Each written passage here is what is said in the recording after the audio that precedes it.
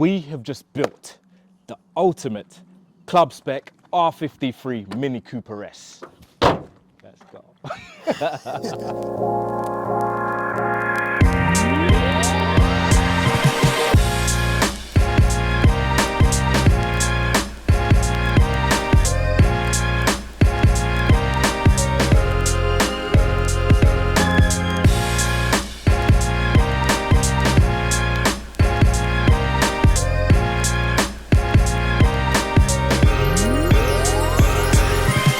Welcome to the Boost 'em All YouTube channel. Behind me is the R53 Mini Cooper S build, and it is finally complete. So we have just built the ultimate R53 in 7 days. Before I get into all of it, I do want to say a massive thank you to everyone who has been tuning in for all the support. It's been amazing so far. So all I've got to say is thank you, thank you. Keep tuning in. We got some amazing things coming.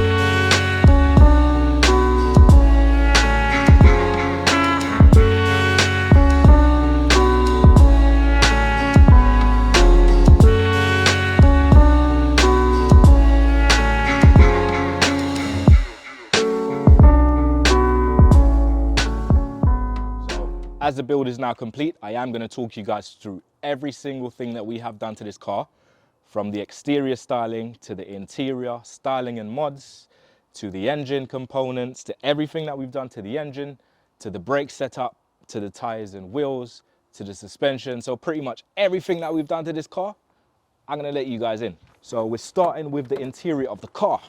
So we've got some RS styled bucket seats, which, yeah, we got them on a little budget, but I quite like them. What do you think of them, Corey? I think they're great. You know what? I wasn't keen on them when you showed me a picture online, but now they're actually in the car. I think they're really, really suited. Yeah. Especially when you come from the front, you might not see, definitely won't see the reflection. But yeah, I think they really transform the way the car looks, and does, especially man. the way it drives. Night and day difference. 100%. When you get in this thing, you want to drive it. Yeah. And with the other seats, I didn't want to be in it whatsoever. That's the thing, because as we spoke about with the R53 seats, the lumbar support, it was absolutely terrible. So I think this, again, with the sides holding you in while you drive, and they were super easy to put in as well. They were so easy to put in. What we did have to do was buy a set of bases on eBay. Yeah, it was on eBay. And It was on eBay, the modify them base. slightly to fit Slightly the box. modify them, but yeah, we got them in. 15 minutes. That's is what it, took man. us. We got them in. The other things that we got the ultra gauge. Again, I'm going to do another video on this, like I said before. What this pretty much does, it reads all the vitals for the car. It works as a diagnostic tool as well. And yeah, that's pretty much it. But again, I'll do another video and I'll break everything down, what this does, the goods, the bads, the benefits, and how it does and doesn't work. Now, the other thing that we do have, if you look over here for me, Corey, is the wind booster. Again, I will also do a video on that one and pretty much show you guys everything about that. Now, as far as the interior goes, those were the only thing that was done on the interior. Again, there's not much in this car because my vision for this car was sort of a club spec build, fast road / track prepped car. So next up, we're gonna go to the tire and wheel setup. So these are Team Dynamics Equinoxes. They're 17-inch, 7.5J, and they are pretty heavy. I know Team Dynamics, they generally do light wheels, but I think this was quite an early model, so I don't know, they're quite heavy, man. It's not as heavy as the stock wheel, but comparing to other Team Dynamics that I've got on other cars or another car, those are way lighter, but it's all good. I think they look good. They're all good. Tires. So we went for the Accelera 651 Sports. They are budget semi-slicks, and the price that we got them for, I mean, I had to try them. We have to try them because try them. You can't knock them until you try them, and then we can make up an assumption whether they're worth the money or they're just a waste of money. Yeah. Well, this is it, because I mean, I've heard a lot of people sing their praises. Oh, they're amazing, and I wanted to know, are they singing the praises because of the price or because it's a genuinely good tire? So I mean, as a budget build, I thought, you know what, let's give them a try. I mean, they look amazing. I love the tread pattern. We have test driven the car quite a bit, and yeah, they have performed okay. It hasn't been on the track yet. Will they be any good on track? We don't know yet, but we'll find out. So next up, let's go to the exterior styling. So, of course, we had to put a BTA sticker. Yeah. Because Tramp boost them all day, baby. Custom made stun strip with the name, of course, it had to be done. And then, yeah, I think that's pretty much it for the styling. Everything. Wait. No. We got the eBay splitter. Oh, yeah. I forgot about love the eBay this splitter. splitter. Yeah. This thing looks wicked. It really finishes off the front end of the car. And the car's sitting nice and low. So as the car sits nice and low, it does really finish it off. It's a very, very nice touch. So what we've also got, we did say this in the first video. If you haven't seen it, go check it out. When this car was stock, go check it out. So we got the headlight surrounds from Kilo Chrome, as well as the grills, gloss black grills. I don't know who those are made by. Anyways, let's go to the back. Right, so we've also got the Kill All Chrome rear light surrounds as well. Again, very subtle touch, very nice touch. It works. What do you think?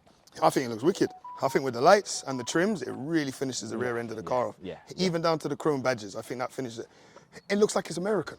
I don't know, it looks like it's got an American style to it. I don't know, man. But I like it. I think it finishes it off nice, breaks it up nicely, and it's different to the typical D badge or black badges. Yeah. And again, a lot of people said, oh, the car's blacked out. Why don't you black out the badges? You know what?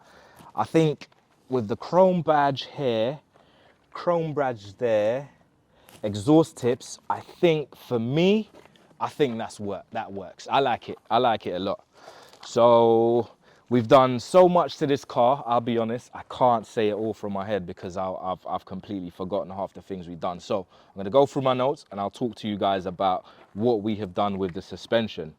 So first things first, we reconditioned the subframes and the trailing arms, sanded them all down, got them to pretty much bare metal, got away all the surface rust and coated them with hammerite.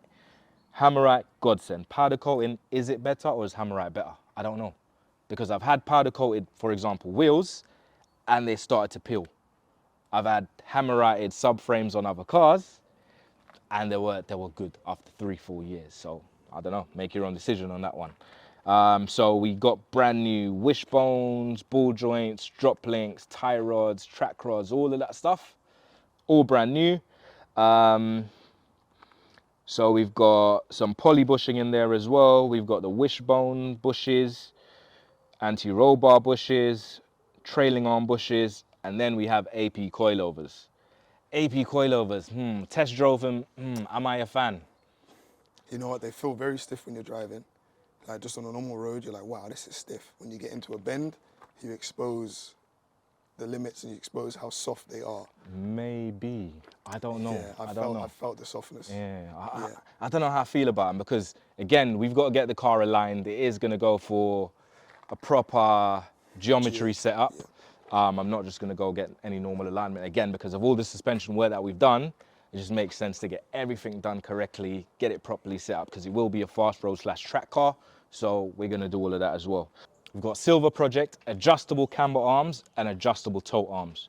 We've also got some Silver Project top mounts. Actually, let me show you guys what's going on in here. So we'll have a look. So if you have a look in here, we got some Silver Project adjustable camber plates. Again, when it goes for the setup, that will be correctly set up. We did have a little issue with these as well. So we got one. So we got 2 sets of them, and the first one of them, the bearing kept getting stuck. So we ordered another set, and then one of them, the hole that the strut shaft goes into, it was too small. So yeah, long story short, Silver Project, you lot need to look at your quality control, man, because I'm not too happy, but it's all good.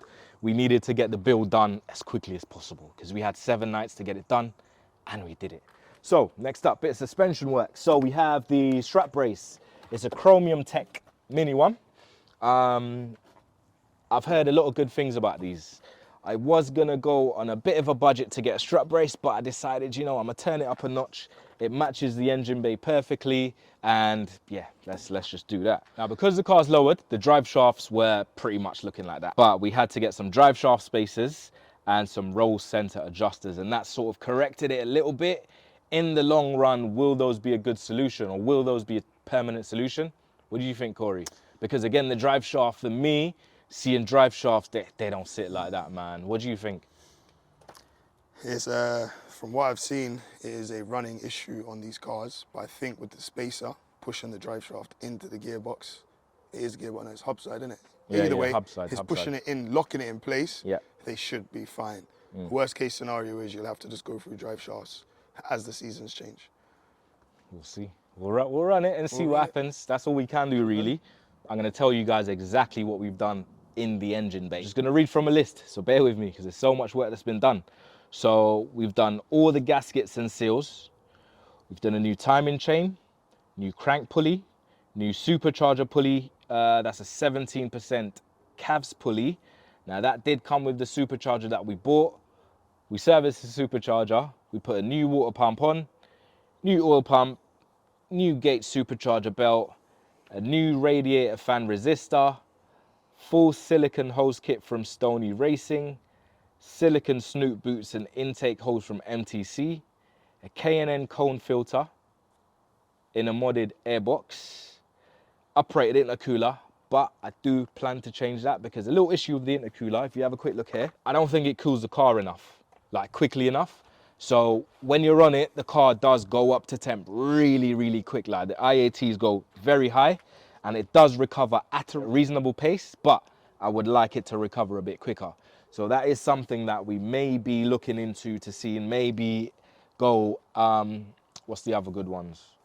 AirTech. Maybe AirTech, GFS, GRS cooler. So if you guys have any suggestions as to what cooler to go for, yes, this is an uprated eBay one, again, budget build, and I did get it pretty much as soon as I got the car, so that's been on the car for quite some time. So the PCV valve, we did uprate that as well. Now that's got 20% more flow, apparently. Does it actually work? I don't know, but I mean, the beautiful print and the advert got me, so I got one. So we'll see how that goes. So we got three 80cc injectors. We've got a new throttle body, new bypass valve, new lambda sensors, both front and back. We've got NGK Coda spark plugs. And the car is running Miller's CFS Nano Drive competition fluid because yeah, that's the good stuff. And yeah, fresh BMW coolant. So that's pretty much everything for the engine side. When we took the head off to do the head gasket, we did notice that the head was reconditioned at some point because it looks so clean. I don't think I've ever seen a head that was that clean. So at some point in the recent future, in the in the past, man. In the near past, sometime in the near past, it had a reconditioned head. So we fitted a BKL gearbox, the one that's got the factory LSD. We did a Valio solid mass flywheel conversion. Obviously that comes with a brand new clutch as well. We did a gear selector cables and slave cylinder and fresh gearbox oil. And we bled the whole system. And used RF660. Sorry folks, I forgot Corey had to help me with that one, man. Damn. Let's have a quick look at the brake setup. So we've got brand new brake pipes, again, both front and rear, because for those who have seen the previous videos, the brake pipes were completely rusty and Corey was super duper happy about that. So yeah, man, we had to change them. So we've got R56 caliper upgrade. Now they are slightly bigger than the R53 ones in regards to performance. They perform a lot better than the stock ones. So disc and pad setup, we've got Pagid drilled and groove discs with Techstar pads. So the Techstar pads, I haven't got any experience with them, I haven't heard of them, but I was lucky enough to get them with the kit. So we were also running Hell braided lines, front and rear, and the brake pipes are both front and back. Now for the rear brake setup, we are on the stock calipers, and we've got M-Tech discs and M-Tech pads. Because as we know, the rear brakes, do we really need them? Yeah, we do, but they don't need, I don't think they need upgrading for what we're trying to do at the moment. So when you really test it out, I guess we'll see where we stand with that. So in regards to the fluid, we've put Motul RBF 660 fluid in, which allows it to cope with the temps, so the brakes won't fade, they won't overheat, well, hopefully. And yeah, it's just a little better fluid than the stock one. So yeah, I think that's pretty much everything that we've done on the car. We've managed to get it all done in 7 nights, 8 p.m.s to 1 a.m.s to 4 a.m.s, but we managed to get it done in 7 nights. Super duper happy with the results so far. I guess it's just a matter of seeing what she's saying, so let's go for a drive. Let's go. Let's go. Oh, is it my turn, yeah? Yeah, you're driving, bro, not me.